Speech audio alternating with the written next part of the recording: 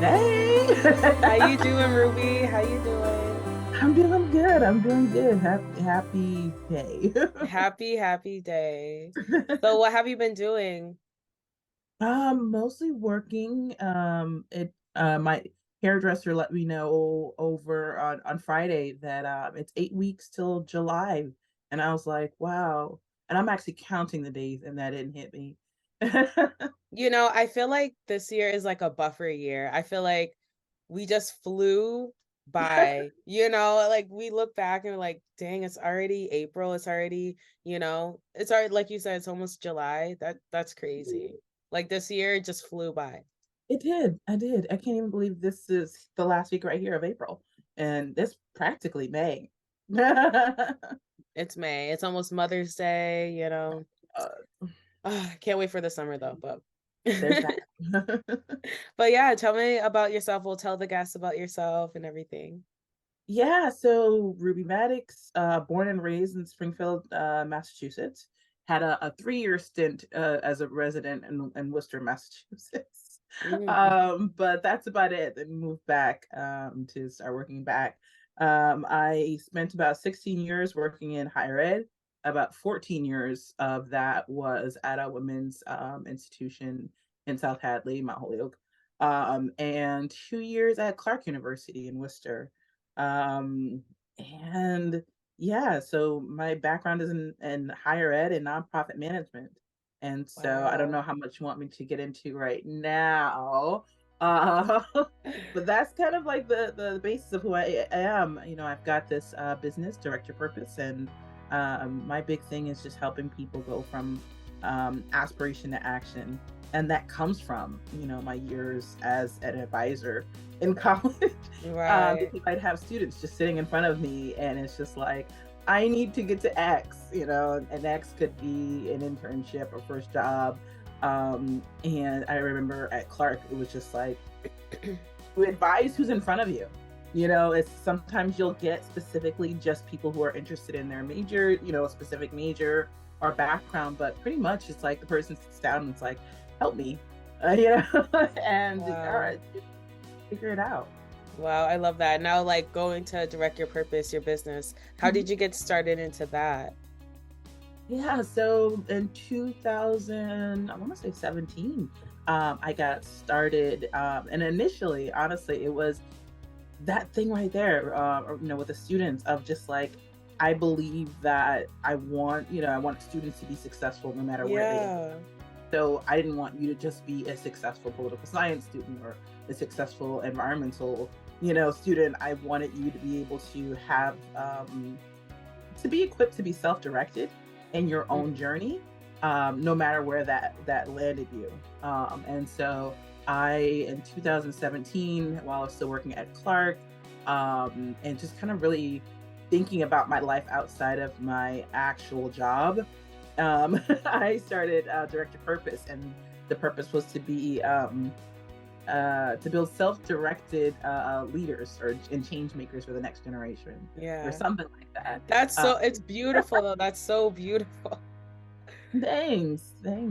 But then it just kind of expanded from there, as I had been someone who had started my own nonprofit, and I was starting a business, and I had been coaching folks who were trying to launch their own business at a accelerator in Springfield. And from there, it was just like that became a bit of my niche of like, how not just helping students, but how do you help people go from Hmm. aspiration to action, go from point A to point B. At some point, all of us kind of just need somebody directing our We need purpose. some type of guidance, yeah, for sure. Yeah. Like we still need advisors. We get Hmm. advisors and guidance counselors in high school and college, but as adults, we're not necessarily given advisors unless we sort of like seek them out ourselves. Hmm. And that's kind of what I started doing for people. It's just like Wow. helping them get clear and figure their stuff out so they could do what they wanted to do. Yeah, so my question was, I was gonna ask like what would be your clientele? So it would be like young adults, young, kids, like pretty much all walks of life, right? You would It say? is, which makes it really hard, as for a business, because it's always like, niche, you should be serving your Yeah. down. You don't have to Mm. serve everybody. I mean, it definitely is mostly adults. I don't necessarily work with youth, which was my first organization in gardening, and college students, which is actually, the higher ed thing, and then Mhm. my other organization, Leaders of the Free World. Now, in my business, I mostly work with either young professionals or seasoned professionals.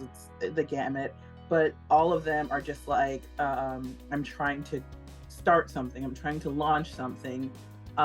Most of my clients are trying to either launch their business or business idea, or they are trying to grow or expand on a business that's already kind of like established, but maybe Mhm. not where they want it to be. Um, and then I also work with organizations doing strategic planning because it's technically kind of the same thing. I'm helping organizations go from the aspiration of what they want their mission or their goals to be to actually putting it into practice and operationalizing Wow. that. So my clients are organizations and my clients are entrepreneurs, and there's a tiny, tiny smidgen, in there that are just like related to career, stuff. They're not trying to launch anything, but they want to be better than where they are right Mm. currently. Yeah. Wow. That's beautiful. So I know you help people all the time and it's beautiful that you're doing, but did you have any mentors on, getting to your purpose? Or did you have to kind of do it all yourself? Like did you have like support and did you seek support? And build and just kind of like life or building. Life, yeah, like definitely life, like, building up to this moment too. Like Yeah. how did the motivate like how does the motivator get motivated? You know what I How does the mean? motivator get motivated? Yeah. Um, Like well, who helps the motivator, you know what I mean? yeah. Well, professionally, I've had coaches. And I feel like I'm a good coach because I've had good coaches and I know what it's like to be coached, and what the expectations are. And so I think my first coach was back in 2017, when I was launching the business, and I went Mhm. to her launch your business program and did all that. And then I had another coach that taught me about how to create a framework for what I was trying to do. So it's just like, I remember earlier what I was saying, like I would, advise whatever student was in front of me with whatever I could do to help. And I had somewhat of an internal framework of how that was supposed to go, but it wasn't necessarily like articulated in that way. And so my second coach helped me really put some what do they call it, well, just like kind of put logic to it. It just kind of like made it all make sense, and so that I had a framework which I use to work with every client. And then my last coach really helped me build the business. So I worked with people who knew what that's what their field was, and they helped me be able to kind of get clear about what I wanted, and what I needed to do to get there. And then when I was leaving my day job, I got a mentor, who was also a consultant in the business, and had been for years. Mhm. And I reached out to her and like, this is what I'm thinking about doing. And they were like, I got your back 100%. And so I've had coaches, I have a mentor. And then also, I think it's worth mentioning that I am a non-traditional student. I went to community college. I was a first gen person. So Mhm. um, I had to figure a lot of stuff out on my own, and I had to ask a lot of people who were not, in my immediate circle or my immediate family, of like, how do I do this? Yeah. I'm doing this for the first time, and I'm coming from a non-traditional background. What are the doors I need to go through? And there were so many people, who had advice for me, who had tips for me, that helped me move forward. That for Wow. me, it's almost like full circle and being able to do the work that I do because I get to be You that want to person. give back, you know? Yeah. Yeah. Wow. Sorry. I love that. That's beautiful. Thanks. Oh, but yeah. So that's where joy is when I get to do that. How what would be like the hardest things you have to go through as far as helping others? Mm. Um, Well, like one of the hardest. I think one of the hardest I learned really early on when I first started coaching is that I couldn't want it more than my clients. Whatever it was they wanted or to Mm. do, that I couldn't want it more than them. And in doing this, like, there's no amount of help or support that I can give when someone doesn't, want it for themselves. That's And a it's like, big lesson. Like it's huge. I that. mean, Wow. yeah, yeah. And I learned that early on. And I even now to this day, because of that, I won't take on clients who are someone. I get people who are like, oh, my spouse should go to you. I'm sending them to you. Mm. And I've set up the call. And it's just like, It's not gonna ain't gonna work. work. That's not gonna work. I can't It's take not that gonna call. work. Do they know you're calling me? Not gonna work. It's not gonna work. And I learned from experience. And I know early on I thought it was maybe I needed to work harder when that was happening. And I would work hard and harder and just keep pouring in more. And it was like it was not working. The person was not advancing, and I blamed myself, and that was hard. Mm. And then had to really step back and look at what I was doing, other folks who I was coaching at the time, and it's just like, okay, why is this person thriving but this person not, and they're receiving the same? As a matter of fact, the other person's receiving more. Mm. um, so that definitely was difficult.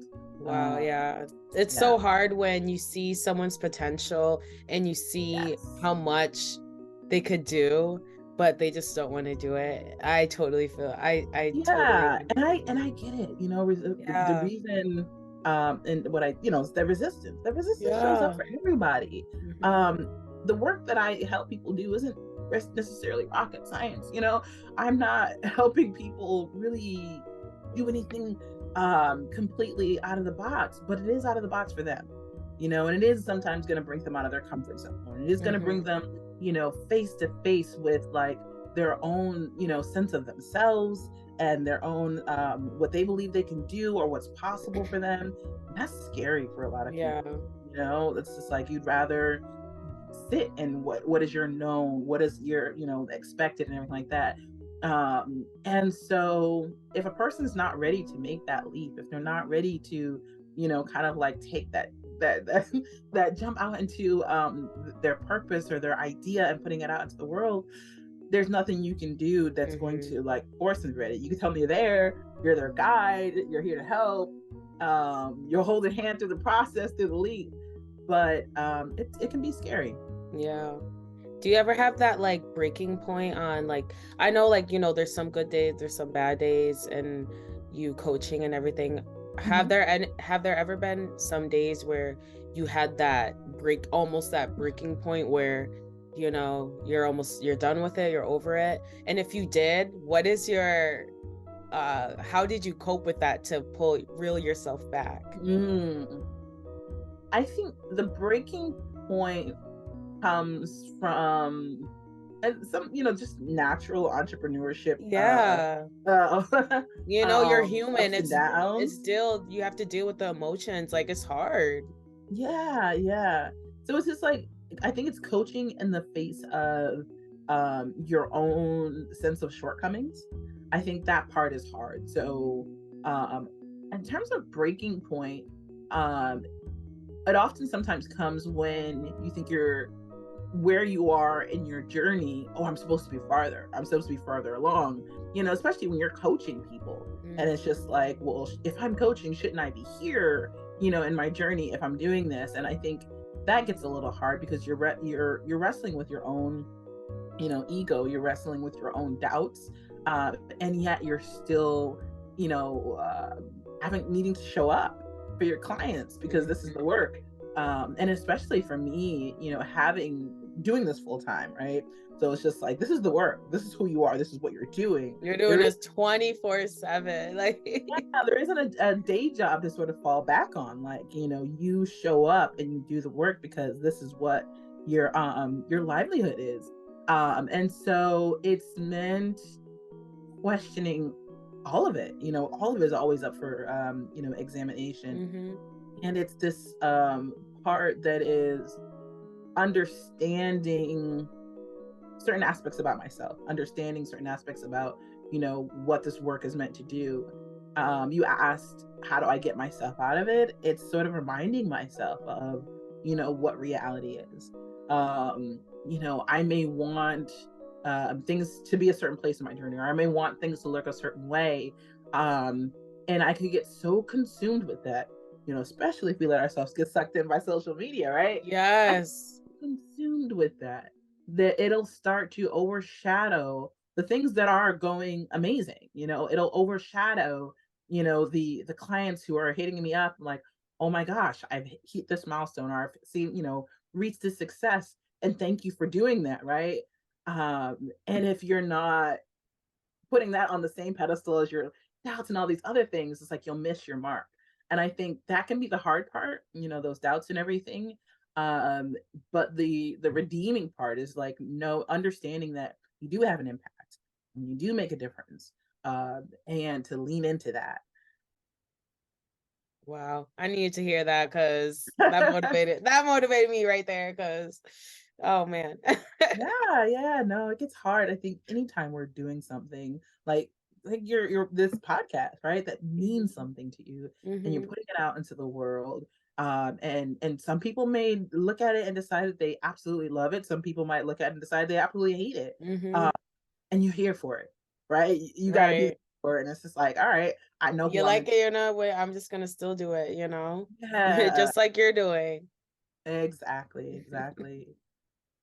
If someone wanted to get into life coaching and things like that, how would they start? Mm. How would they start? I think it comes from being willing to be someone's cheerleader, Mm, for real. But being willing to just kind of like support people. And yeah. I think being willing to listen. A lot of times when I'm coaching folks, it's like, I'm genuinely curious about, how are you seeing this thing? How, explain to me where it makes sense to you, so that we can kind of like get Yeah. clear and move from there.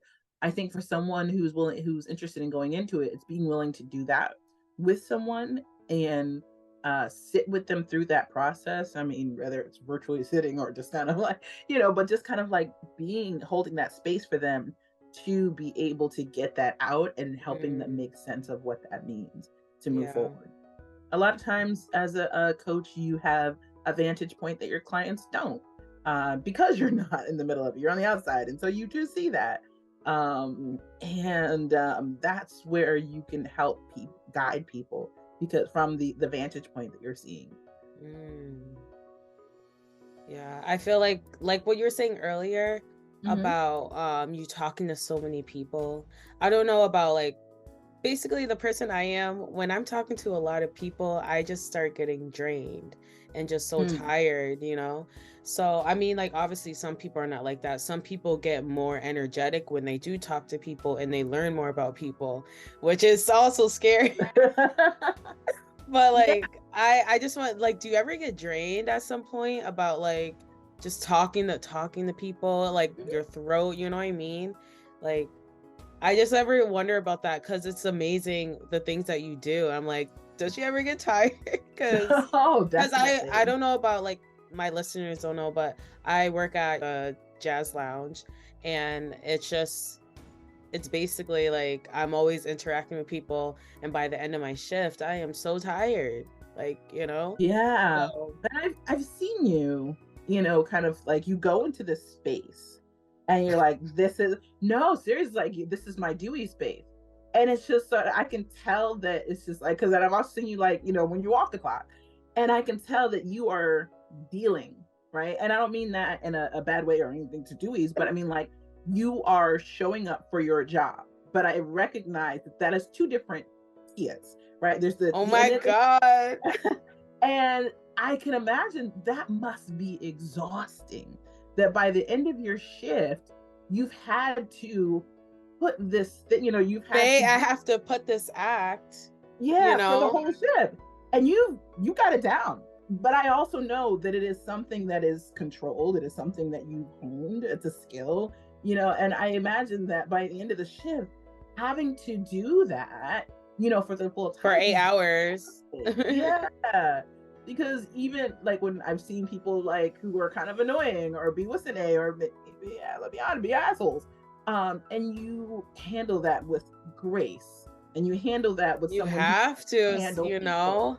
Yeah. And I know that and I see you and I know that that takes a lot of work. So when you say like at the end of a shift, I'm tired of like talking to people, I can imagine because you've been working, not just working, like working that Working. whole Just time. like letting people be right, you just have to, because you can't talk a certain way to customers. You can't.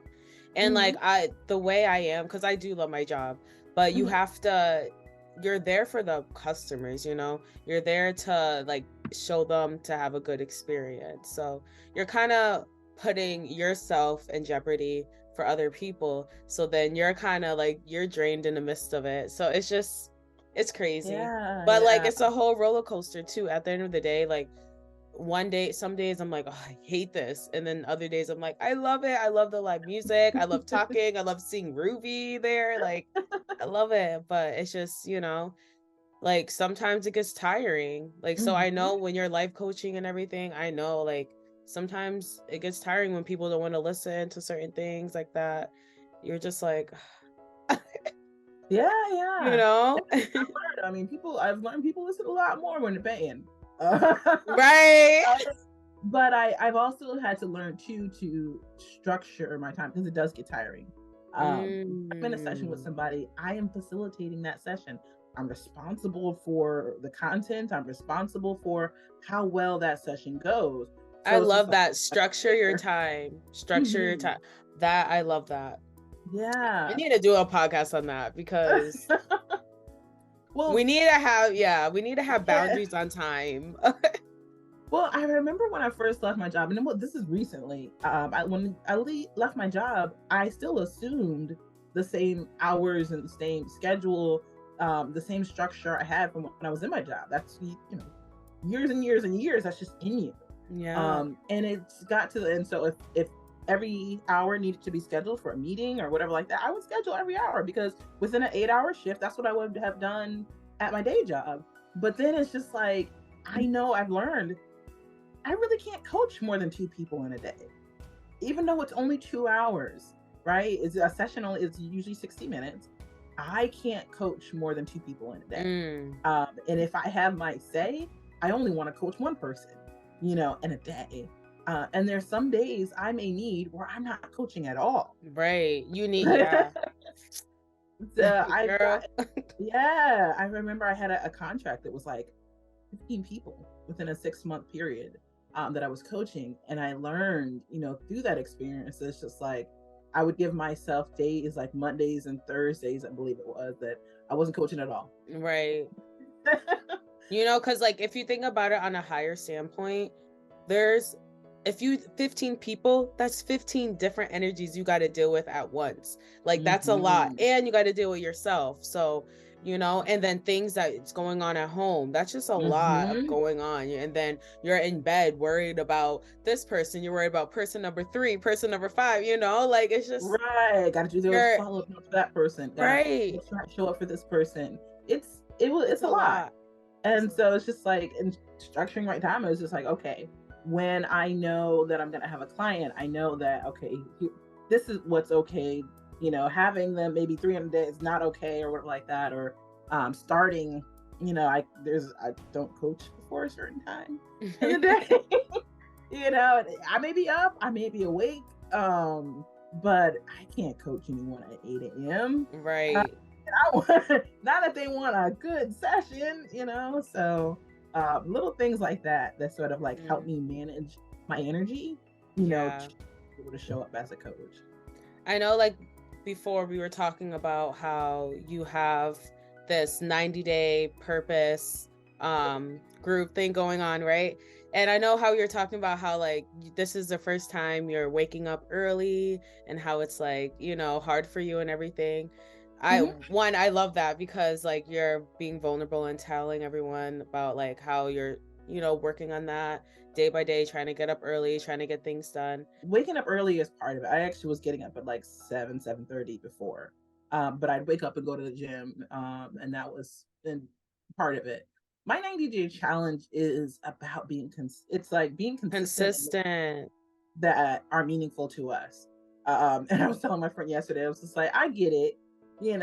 I'm a big girl, and most of what I post is about the gym visits. And I was like, but it's so for me, the 90-day challenge is so much bigger than kind of like, weight loss or going to the gym.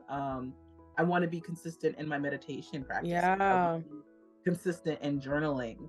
I want to be consistent in the food that I eat, not necessarily for how do you say it? Not necessarily for weight loss purposes, but it matters.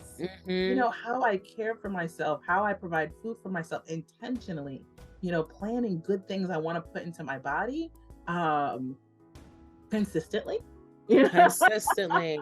That's what I love. So the 90-day challenge is basically about being consistent for yourself every day in a positive way. Exactly. In a positive way. Exactly. No matter what you choose to do, that it is be consistent in it and see what Yeah. happens. See. It's not forcing you to make a change for Yeah. the rest of your life. And maybe you will adopt some things for the rest of your And life. what's the worst thing that could happen? You start all over and try it again. Exactly. Somebody else who was in the challenge, I said, it's so not about perfection. It's about intention. Yes. Awesome. Yeah. So do you have any lessons you want to share? I know you shared some good lessons before, but do you have any that you want to share for right now? And life and direct your purpose, everything. Oh my gosh. Be mindful of social media, and how it affects just kind of your mental health. I know people always say that I literally had to put get a block one of those blocker apps on my phone to sometimes just block out Instagram and social and Facebook. But I think lessons learned is sort of just like always remembering that I say this often to people, you are basically more than you think you are. Like, more than you think you are. You've done more than you think you do. That's usually the premise of a lot of the conversations that I've had, and I've had it tell myself that no matter where I am or no matter how I'm doing, I think remembering that, like, you slayed dragons before, you're gonna slay this one too. It's not always easy as an entrepreneur, where it's just like your worth feels like it's connected to the amount of money that you have coming in. And sometimes that is frustrating, and and your mental health can definitely take a hit then. But I think it's remembering that even when you think that you're at your lowest point within your business or your purpose or what's going on, that there's always other things going on that are in the positive direction, that it may be hard to see in the moment when you're going through it, but it doesn't change the fact that it's still there. Wow, that's beautiful. That's beautiful. Thanks. Awesome. Well, thank you so much, Ruby, for being on. I'm sure you're going to be on another episode. No problem. Thank you. And I would love to hear that in a future episodes, hear more about you and your how you got started and what's kind of like what keeps you going. Yeah, maybe we'll do like another interview or something. I don't know, about me, I guess. I don't like talking about myself, so I feel like awkward. Like, you want to hear about me? Yeah. Well, thank you. No problem. Thank you. And thanks for having me. You're welcome.